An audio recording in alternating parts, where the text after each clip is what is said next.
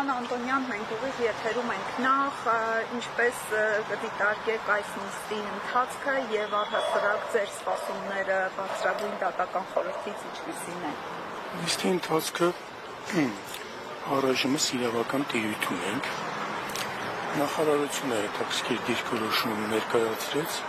գործի քննության ծավալի վերաբերյալ, որը կարծես թե այնքան էլ չի համընկնում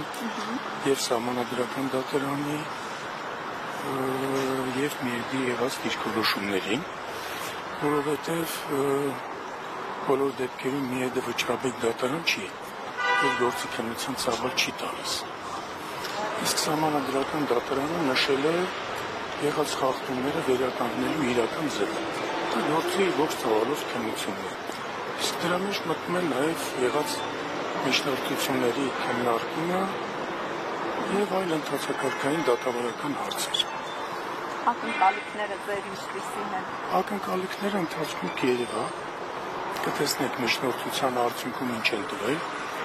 Մենք կարծում ենք, որ 2023 թվականի հունվարի 26-ի որոշմամբ ուսումնասիրության արդյունքները, որ արտացոլվել են, բոլորովին կապ չունի այդ որոշումը վերացվելը, թե չէ, որովհետև դրա հետ ուսումնասիրության արդյունքը չի վերացվում։